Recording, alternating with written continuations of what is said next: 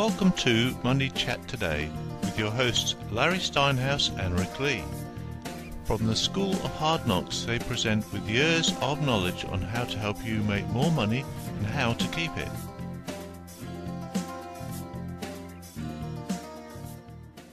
Hi, I'm Larry Steinhaus. And I'm Rick Lee. Welcome to Money Chat Today. This is a show where we help people make more money and help them to keep it. So Rick, I gotta tell you an interesting story today. Yeah. I got a phone call from a friend of mine, and he knows that I give some advice on money and this kind of stuff. And he said that he was declined again for a credit card. Whoa. And he can't understand why he's always declined for a credit card. So the first thing I said to him was, "What's your credit score?" And you know what he said to me? What's that? "I don't know." Well, there you go. If you don't know your credit score, you probably are going to get declined for a credit card. Sure. And Rick and I have talked about this before. You want to know everything that you can about yourself that you can get your hands on. And today we're going to talk a little bit about credit. We're going to talk about how to get your credit score. We're going to talk about how to improve your credit. So let's get started. First of all, I know you got some great stuff over here. What is a credit score? Well, Larry, it's a number that a lot of people don't understand. First of all, it's vital. It's vital. Every time you go for a lease on an apartment, every time you go to buy a car, anytime you apply for a department store card, in some states, certain states don't allow it, but in some states when you apply for a job, they can check your credit score, which is really, really vital because your employment could depend on your credit score. In certain states, your car insurance, for example, in Pennsylvania, they can charge you more if you have a lower credit score. So it's for starters, Larry, it's a vital number. Okay. And of course, the theme of our entire show here is, I believe in the power of the individual, and we want to empower our listening audience to understand that they have a lot of control over this. So it's more complicated than people realize, and I actually got an eye-opener researching this because if readers may not be able to see this, but there's a pie chart that shows what actually constitutes your FICO score, and 35% of it is your payment history, which is very interesting. Only 35% of it, because most people would think your payment history determines 100% of that. Yeah, I would have thought that would be the conventional thinking, but only 35%. Wow. Now, 30% of it is amounts owed, the amounts you owe on all your outstanding loans. So they factor that in. Now, also 15% is the length of your credit history. Wow. So the longer your credit history, the better that is. And interestingly enough, 10% of it is new credit. So apparently if you've been applying for a lot of new credit lately, that can actually lower your score. And then here's another interesting factor, Larry, that I didn't know, and I would venture to say that most of our audience doesn't know either. 10% of it is the type of credit used. So it's a very complex pie, but it's something you definitely need to know, and you can go to the Fair Isaac website to find out what your credit score is. And now, under the Fair Credit Reporting Act, you are allowed a free copy of your credit report. Not your score, your credit report. You're allowed a free copy each year from one of the 3 major credit reporting agencies. And that's annualcreditreport.com, I believe, is the best place to go. You hear a lot, and Rick, we talked about this before. You hear a lot about these commercials, and the commercials try to reel you in, and they talk about, you see the guy playing the guitar or whatever it was, and freecreditreport.com, whatever it is. Those are actually paid sites. You actually have to pay for your score. Now, how they give you your free credit score is they enroll you in some crazy service that tells you anytime somebody does a check on your credit report or anytime there's a major effect on your credit report, and they usually charge you $15 a month for this. And it's crazy because you really don't need to spend $15 a month to find your credit score. You can find your credit score out for free, obviously. I'm sorry, not your score, but you can get your report for free from each one of the 3 bureaus, and that is Equifax, Experian, and TransUnion. And you want to be able to do that. You want to make sure you get those, and you want to look at them. Now, something that someone suggested to me, which I thought was a really good idea, is not to get them all at once. Spread them out. every 4 months get one. You know, they're relatively the same. Yes, it's true that, you know, Equifax may have something that TransUnion doesn't have, but the reality is they're relatively the same. And you'll be able to see if there's anything that's unusual on there. So, Rick, you know, I know you've done a lot of research. What happens if I find something on my credit score that either doesn't belong there or I really wish wasn't there? What can I do? You have a lot more power than you think, Larry. And again, I want to stress that I want to empower our audience because I want them to understand that there is nothing that these credit repair agencies can do that you cannot do by yourself. If you have the savvy to be watching this program, you can repair your own credit. And one thing that I would strongly suggest is that our readers begin to become informed by going to the FTC website, www.ftc.gov, and you can find and download a copy of the FTC Facts for Consumers. Right. The Fair Credit Reporting Act of 1996 is a powerful new law, and the entire law is on the FTC website. Now, you do have to cut through a lot of the legalese, but it's fairly plainly written. But one of the most empowering things they can do is called the dispute. And when you go to get your free credit report from one of the 3 major credit reporting agencies, they will often give you a downloadable or online dispute form. Now, in a nutshell, here's how it works. You get a copy of your credit report.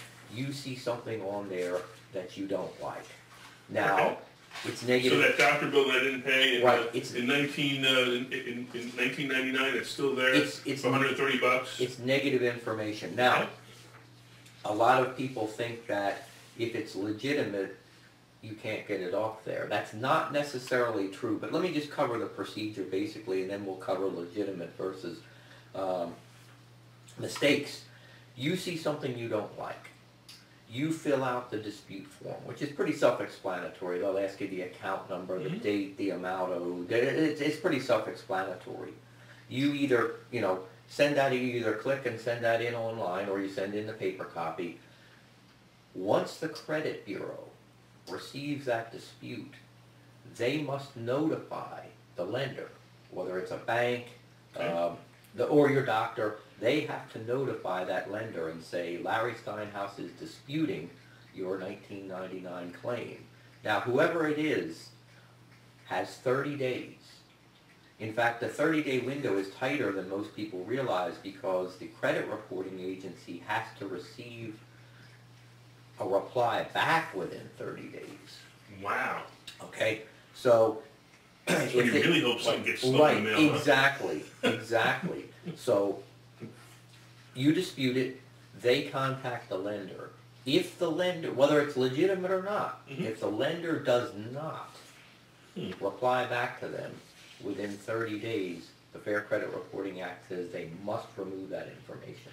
So what if I had like 10 things on my credit report that were all negative things? And honestly, I screwed them all up. I didn't pay this card, I didn't pay that one. I have all these 10 things.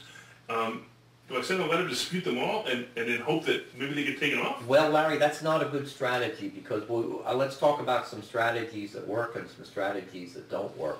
I refer to that as the shotgun approach, and that will get you blacklisted with the credit agencies. If they see if they see a bunch of disputes coming in at once, that is not good. You want to dispute them systematically over time, one at a time. That's one mistake that people make, and some of these credit repair agencies will do that. And I coined this term, just the shotgun approach, and that's not a wise way to do it. You want to do it systematically. Oh, interesting. So maybe one a month or one every other month? Yeah, that on a systematic, regular basis. You probably want to wait until one is resolved one way or the other. And then you can, also one thing, and you have to be judicious about how you do this, is you can dispute, even if something's verified, you can dispute it again later. Okay. But you don't want to use the shotgun approach or do anything that would raise a red flag. Maybe you dispute something with Experian, and then 3 months later, even if it's verified, you dispute it again with TransUnion. You want to, you realize that it maybe took a lot of time to get your credit report all dinged up and beat up. And it's going to take some time to erase it, that you take these steps. Everything's a process. It's all So if systematic. it took you 3 years or 5 years or 10 years to screw up your credit report, don't expect to fix it in a day. It may take you a year or two to fix it. But and actually, I also have some great ideas on how to fix your credit report, fix your credit score as well. And first of all, just to take a step back, let's talk a little bit about credit score and what some goals of credit score should be.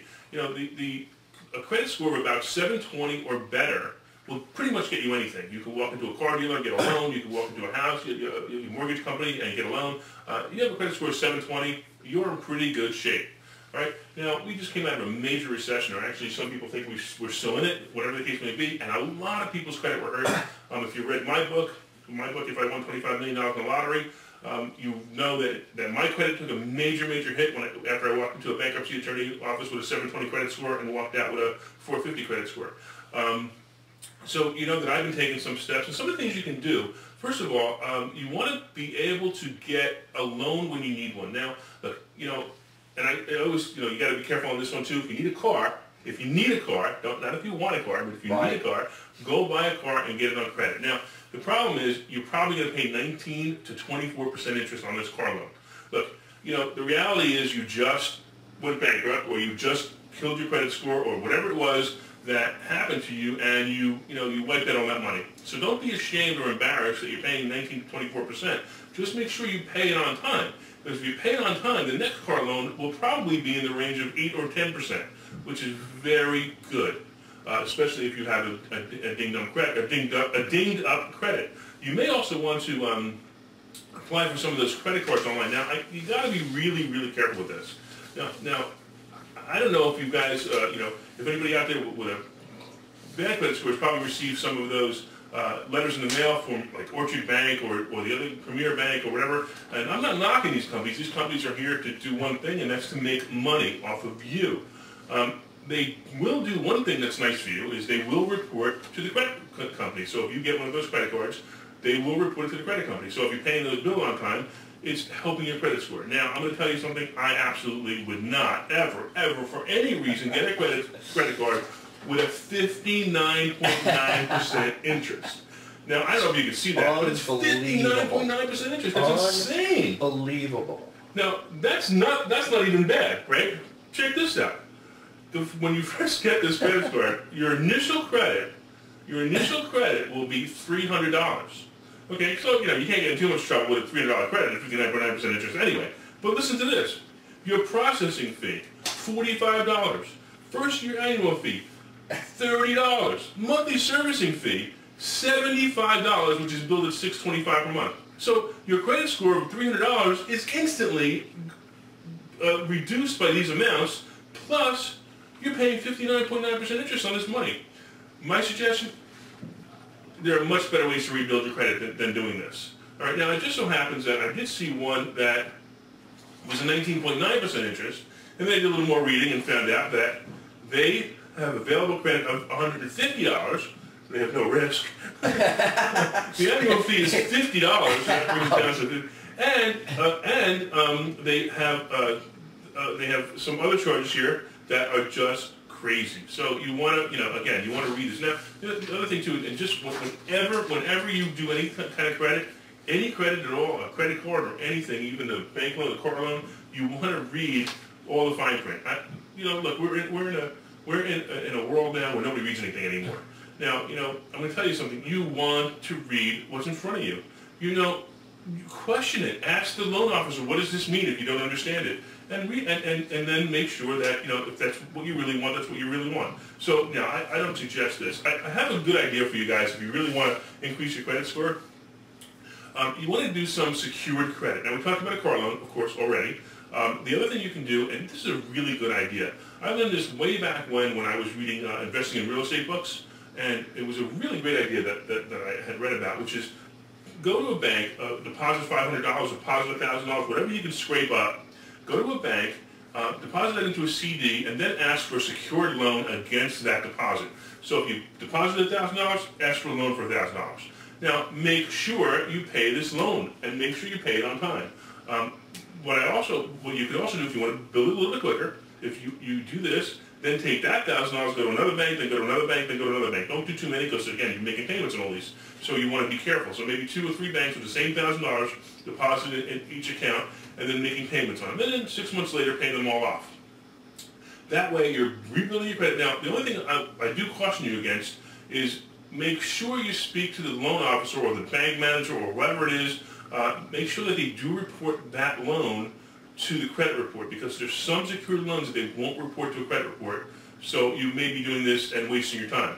Now, you're probably paying a little bit of interest on this loan, even unsecured. You're probably getting 1 or 2% interest on your money deposited, and you're probably paying 7 or 8% interest. But that difference in interest is a lot better than paying $150 in fees or 59.9% interest on your money just to rebuild your credit. So those are some really good ideas on how to rebuild your credit. Some other suggestions, and Rick had mentioned this before, which is your amounts owed. You should try to take your credit cards, and assuming you still have credit cards, assuming your credit is pretty good, you want to keep your credit cards, because obviously our audience is pretty wide. It's anywhere from people with 800 credit scores all the way down to 450 credit scores. Sure. Yeah. So if you want to keep your credit score, right, you want to keep your credit score high, or to continue to improve it, and you already have credit, you want to try to keep your credit balances at about half or less than the face value. So for example, if you have a credit card, a Visa card that will give you $10,000 credit, you want to try to keep that at $5,000 or less balance. Now, of course, you really want to keep it zero. But the reality is, you may need to use that credit for something. So if you have 2 or 3 credit cards, it's better to have, and they're all $10,000 for example, it's better to have $5,000, $5,000, $5,000 than $10,000, $5,000, 0. Okay, so you want to kind of spread them out, because when you're maxing out your credit, it actually hurts you on your credit score. So you do know, again, payment history is important, amounts owed is important, and length of time is important too. You want to keep your credits. I used to teach when I taught real estate investing. I used to teach people to not close credit card accounts. When you close a credit card account, it can actually hurt you. You're better off not using it and let it fade away. And what I mean by fade away is, if you have a Macy's card, for example, and just do not use it ever, eventually Macy's is going to send you a letter and say, you're not using it, we're turning you off. That's much better than you calling up Macy's and saying you want to cancel your credit card. Be very careful, on some of the things you can do. Just real quick, Rick had mentioned the FTC website. There's also a PDF that you can get, which is FTC Facts for Consumers, and I love this one. No one can remove accurate negative information from your credit report. No one can remove accurate negative information from your credit report. Now, I like Rick's explanation better, is try to do it anyway. Yeah, exactly. I think what they're saying there is that the credit repair agencies, and I'm not going to comment one way or another except to say that there has been controversy, and the industry allegedly has a taint. That's all I'm going to say about Absolutely. that. I think what they're saying there is, again, the credit repair agencies cannot do anything that you cannot do yourself. Right. And here's the important distinction, though, Larry, and I think what they're trying to say here, what the FTC is trying to get across, is that no agency, no credit repair agency, no one can promise you to get bad information off there. Right. Nobody can guarantee it. Nobody can promise it, but there's at least a 50% chance that if you dispute it yourself, it'll go either way. Either it'll be verified or it'll be, but there is a good chance, especially if the mail is heavy and their department's overwhelmed and it sits on somebody's desk. You don't know whether that'll be removed or not. But I would encourage our listeners to at least take a shot at it. Absolutely. Because Absolutely. what do you have now? It's on there now. Well, you have nothing to lose by disputing it. Absolutely. And the worst thing that can happen is it'll be verified and it'll stay on there, and then you got another shot down the line of disputing it again. So I would encourage our audience to dispute negative information, but in that systematic, careful way. Yeah, and I just want to leave us with one more thing too. If you get a letter from a credit agency saying that they're trying to collect on something, whether it's again the hospital bill or the phone bill or something that you did or didn't do, it doesn't, either one, when you get that letter, you must respond to that letter within 30 days. So if I get a letter, for example, I get a letter from, I don't know, again, making up the medical one, Dr. Smith sent me sent my non-paid $150 to collections. The collection agency sends me a letter saying, hey, you owe Dr. Smith $150. If you do not respond to that within 30 days, it goes to your credit report. Just like that. 30 days later, it's on your credit report. Now, it's a lot harder to get it off your credit report than it is than if you would have responded to that letter. Now, there are a number of things you can do in response to that letter. The first one is you can deny it. You can say, hey, this isn't me, I'm sorry. The other thing you can do, and what I do, and I also recommend this on any letter you ever get from a credit agency, is send me the original bill and send me the contract that I signed.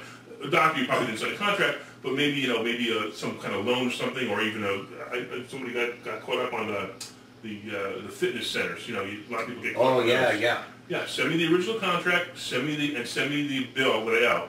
That way, because if they don't have it, they can't come after you. Simple as that. That's true. If you sign a legal document that they don't have, well, no lawyer's you're gonna win that one in court. But at least find out what what information they have and get that. So you can do that. You can respond to this letter within 30 days. Now, you may also want to respond to them and say, hey, look, I owe you $150. I don't really know what happened here, but look, I'll tell you what, I'll give you $75 and call it even. Now, if you do that, in that letter, you also want to say, but it will not ever be reported to my credit company. Now, remember that the collection agency wants something from you. They want money. You want something from them. You want a good, clean credit record. So make sure that the negotiation that you make, no matter what it is, includes them not reporting to the credit agency or them completely removing it from the credit agency. Because to be honest with you, if I owe a collection agency $150 for an unpaid medical bill, for example, and they're not going to remove it from my credit history, I don't want to pay them. Why should you pay them? It's still going to be there. Exactly. Maybe it'll be a little bit less of a ding, but you know what? It's not going to be to my benefit to pay them. It's only to their benefit. So I want you to remove it from my credit report, and I will pay you. So that was the last piece of advice. I'll leave you with that. Anything else? Yeah, I've got a few other distinctions, Larry. Speaking of paid accounts, actually, if you have had negative information, let's say you've gotten behind on your Macy's card or your Visa or your MasterCard, and you were a couple of months behind, but then you caught up. You got caught up and you paid it off. You zeroed your balance out. It still stays on there as a paid account. Right. Now, that's actually, even though it may sound good, okay, somebody might think, well, the account's paid, I'm okay. Actually, it's not okay. Paid accounts are considered negative information if you've been behind. What you want is that hard deleted. You want that removed, not marked as paid. Right. So our audience is going to have to drill down a little bit, as I like to say, and just really get into some of these finer distinctions. There's one other technique that's sometimes allegedly pushed by the credit repair agencies, and that's called file segregation. And it can actually be illegal. It's something that most people have not heard about, but it actually can be blatantly illegal. And I know our audience would not attempt this themselves, but some people could be persuaded by some of these credit repair agencies. It's been alleged that they've pushed this technique. And what you actually do is create a new identity for yourself for the purpose of circumventing. How in the world do you create a new identity? Well, some of the credit repair agencies have allegedly directed you to apply to the IRS for a new EIN. Now, an EIN is what's known as a tax ID number. It's not a Social Security number, although it's similar. It's an employee identification number. Right. See, we as individuals, we all have Social Security numbers, but businesses have what are known as EINs, which is an employer identification number. If you were starting a small business, you would apply for an EIN. What some of these credit repair agencies are allegedly doing is they are encouraging or directing individuals to apply to the IRS for an EIN. The purpose is to circumvent and actually create a new identity for yourself. Wow. For the purpose of obtaining credit. Now that is illegal, because if you are creating that EIN, you are obtaining that tax ID number from the IRS under false pretenses. Well, I can create a business anytime. Well, you can create a business, Larry. Okay. And as you had mentioned before while we were talking about this, you can create a business anytime and apply for an EIN. Sure. They're still going to need a personal guarantee. Right. For any business loans that you take out. This is different though. This is with the intent to create or circumvent to obtain credit under false pretenses. So, I mean, I understand that if I have a business, I can take my business, and let's say it's Larry Steinhaus Incorporated. I can take my business with my EIN number for Larry Steinhaus Incorporated, and I can use that, number to apply for credit, correct? Exactly. Okay. So why is this different than, why is what you're explaining different than doing that? Well, it's an attempt to circumvent. It's an attempt to override and actually create a new identity for yourself. So if I understand you correctly, what you're basically doing is you're taking my EIN number, that Larry Steinhaus Inc., and I'm using that as my social security number. Exactly. You're using that in place. Wow. And some of them will encourage you to. Wow. Some of them will encourage you, allegedly. Some of them will. This is on the FTC website. Wow. And again, it's known as file segregation. They will also encourage you to set up a new address. Not a legitimate move, but a new address. Some of them will also encourage you to transpose digits of your social security number. Wow. So if your social security number ends in 63, they will allegedly encourage you to transpose those last two digits of 36. And because everything's done by computer and they're dealing with so much information, and you can actually, if you do that, and again, I know that our audience wouldn't knowingly commit fraud. Right. I know that. But people can unknowingly do that under Ignorance is no excuse for the law. under the direction of a credit repair agency, thinking that they are pursuing a legitimate strategy, not knowing that it's illegal. But what a lot of people don't realize is if you then go to apply for, if you mail in a credit card application with this new identity illegally, you can be guilty of mail fraud, which is a federal crime. Sure. And if you apply for credit over the phone, you can actually be guilty of wire fraud. Identity fraud. There's Yeah, so many yeah, things and these there. are Sure. and these are federal crimes, Right. and people can go to federal prison for this unwittingly. Wow. Again, I know our audience would never knowingly do this, but that's one of the alleged things that are perpetrated by some of these credit repair agencies. And there's one other law that I would just like to leave again, I want to really empower our audience.